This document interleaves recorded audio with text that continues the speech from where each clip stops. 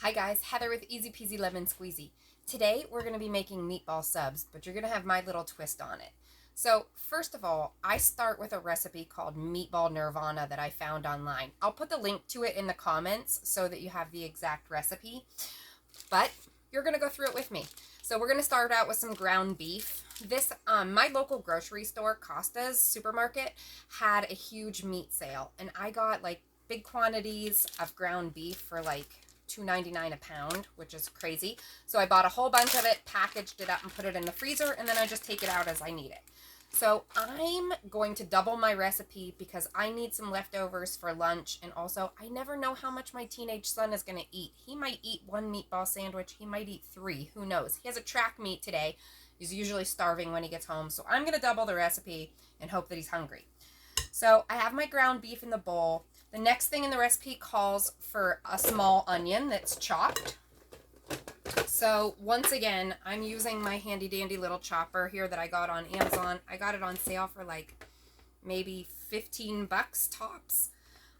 Actually, my daughter got it for me for Christmas, but I tagged her in the sale, so she knew that I wanted it. But I just cut the onions into quarters, and then you kind of got to hit it a little hard, but it chops them up so quick and easy and with minimal tearing. So I love it.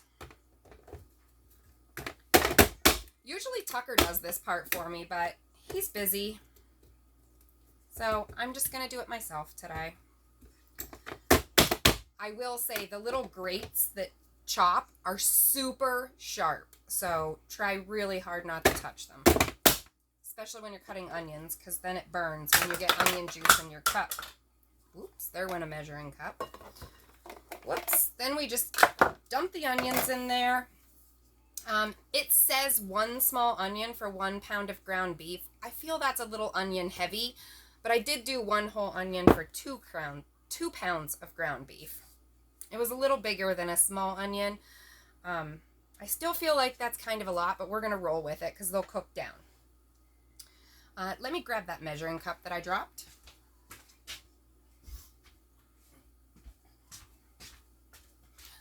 Okay, sorry about that. So the next thing we're going to throw in there is some seasoned breadcrumbs. I use these Great Value brand Italian breadcrumbs. The recipe calls for half a cup. I'm going to put a little more than that because, again, I'm doubling the recipe. So if you don't have seasoned breadcrumbs, you could have, of course, used regular breadcrumbs and then just throw some seasoning there yourself. If you don't have breadcrumbs at all, you can make your own. I've made them with crushed up crackers, stale bread, really any kind of thing like that that you have on hand, you can make breadcrumbs out of. So that's no big deal. Next thing is 1/3 cup of milk. The recipe says skim milk. I don't use skim milk. I use whatever milk I have on hand, which is almost always 2%. So the nice part about this recipe is every ingredient is just getting thrown into one bowl. Next thing we're going to add is some grated parm. Again, you can use fresh grated parm if you want. This is what I have. The recipe calls for 1/4 cup. That's all I have, so I'm dumping that in there. 1.5 teaspoons of Worcestershire sauce next. I call this Shire sauce. And again, usually with Shire sauce, I measure with my heart. That looks like about a good amount. Again, one thing I love about cooking is it doesn't have to be exact. If you really love garlic, it doesn't hurt anything to put more garlic in. If you don't like garlic, it's not going to hurt anything to leave it out altogether. So I love cooking because you can really tweak recipes to make them your own. Next thing is Italian seasoning. The recipe calls for a teaspoon, I believe. So I like to kind of dump that in my palm and be like, okay, that looks like a teaspoon.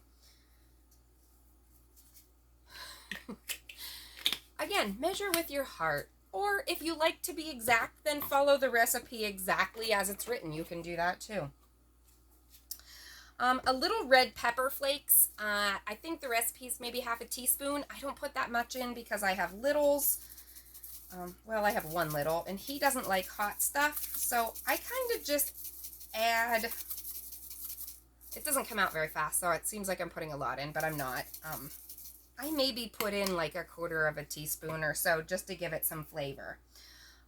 Also, it calls for 1/2 teaspoon of salt. I have one of these grinder things, so I just grind it in there and say, yep, that looks good. And then also the recipe says garlic salt. I never have garlic salt on hand. I always have garlic powder. So we really like garlic, so I'm going to put a little extra in there. And then the final ingredient in the Meatball Nirvana recipe is a dash of hot sauce. I love Frank's Red Hot, so that's what I always have on hand. That's what I use. I just love the flavor of it. And then you just mix that all together.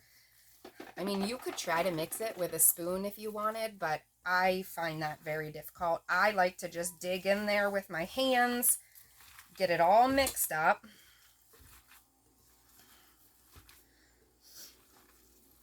So again, I'll link the Meatball Nirvana recipe in the comments below. And then you just throw all those ingredients into one bowl, get it all combined. And now for the recipe, it says just to form these into balls and bake them in the oven for meatballs. And then of course you can add them to your favorite pasta with sauce or make a meatball sandwich out of them. I don't know about you, but meatball sandwiches drive me crazy when you bite into them and then the other half of your meatball falls out and they all squish to one side or they pop out the top. It's super messy and it drives me crazy. So I think it was my Aunt Tara, so shout out to you, Tara, if this really was you, told me the trick to making meatball sandwiches is to make your meatballs in the shape of patties. Duh, it fits on your bun perfectly. So what I'm going to do now is here's what my mixture looks like all mixed up. I'm going to form them into patties just like I would for like hamburgers. So I'm going to make them, I don't know, decent size patties. And I'm going to plop them into a baking dish. So I'm not real precise about this. I just kind of eyeball it and say, yeah, that looks about like the size that would fit on a bun. So once we get all those made, then I just pour my favorite spaghetti sauce or marinara or whatever you would like to use over top. And then we're going to bake those in the oven at 400. I'm going to start with about 30 minutes and check them after that.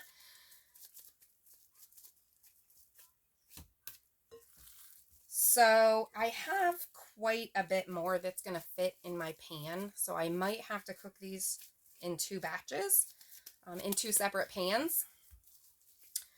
So for now, so that you guys can see what I've done, I'm going to skip the rest of that, move my pan over here. You can see how I have my patties formed. So meatball recipe just formed into patties. What a brilliant little trick for meatball sandwiches. And then my favorite sauce, I like this Rayo's because it has minimal ingredients and it's much like homemade Italian. So then I just dump that sauce right over the top until it covers the meat. Now, the best part about this recipe is you can make these patties, throw them in the crock pot with a jar of sauce, and let them cook for about 6 hours on low. And then you have your crock pot meal ready. I'll show you in a minute when these are done cooking. So again, I'm going to throw these in the oven. I'm going to cook them at 400 degrees. I'm going to start out 30 minutes and I'll let you know when I come back whether that was enough time or not. So then I'll meet you back here for part 2 of how I throw the sandwiches together because there's a little special tweak to that too. So again, these can be thrown in the crock pot on low for about 6 hours if you would like a crock pot meal. So I'm going to pause you and I'm going to meet you back here when these are done cooking. Okay, so we're back for part 2 here. So the last part of this, once those burgers, those meatball patties are done cooking, I will top them with some mozzarella cheese, and you can use sliced mozzarella if you have it. I only have shredded, so I'm just going to kind of pile that on top, put it back in the oven until that cheese melts.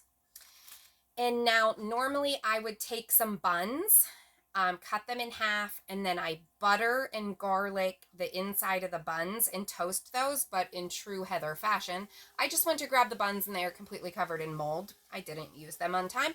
So we're going to improvise. I always have this Italian bread on hand.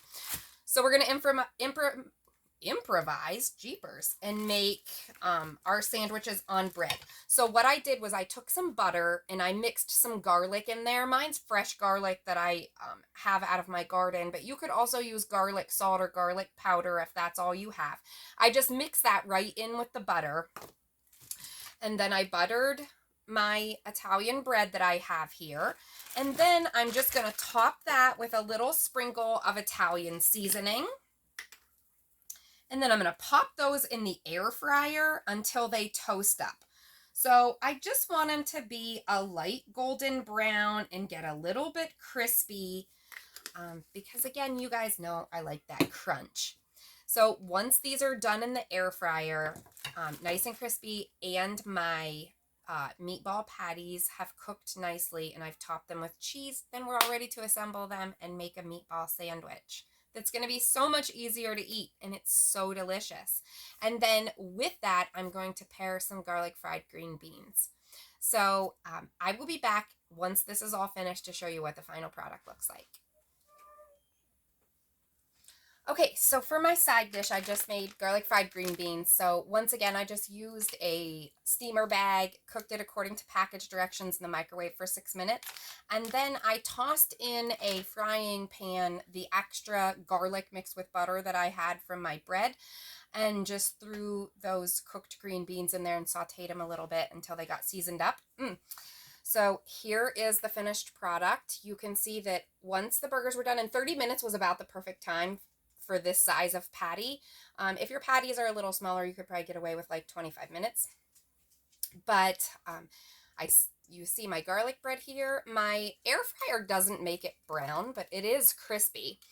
And then we'll just top that up, cut it in half, and we have a delightful meal. So again, you can cook those in the microwave. And if you don't have an air fryer, you can just toast your bread in the oven.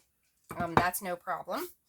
And then I just wanted to thank you for staying to the end. I have my last little tip here. So again, this is garlic that I grew in my garden last year. I've had it, I took all the cloves apart, peeled them, and I've had them in the freezer. So I just ran them in a blender thing. What is that thing called? A food processor. I put them in a food processor and chopped them all up. So then I'll keep this in the refrigerator in a sealed container, so I just have minced garlic whenever I need it. But I'm not going to use it all before it goes bad because I had a lot. So I just put them, I sprayed this ice cube tray real good with some vegetable spray, and then I put the garlic in there, and then I'll pop it in the freezer. Once these are frozen, I'll pop them out and put them in a Ziploc baggie and label it, and then I'll have some garlic to just throw in a fry pan whenever I want to fry up some garlic. So handy dandy little tip there. And also what I decided to do with the meat that I had left over, rather than doing more patties, is I decided to make just regular size meatballs out of those. And then I will put them on a cookie sheet, put them in the freezer, and then once they're frozen, I'll do the same thing. I'll just put those in a Ziploc baggie, label them with the date, throw them in the freezer, and then I have meatballs ready whenever I want to do spaghetti and meatballs or whatever I want to have meatballs with next. So thanks for joining me. Again, I will link the recipe in the comments for the meatball nirvana. If you make this recipe, please let me know if you liked it or not. Thanks for joining me. Have a great night.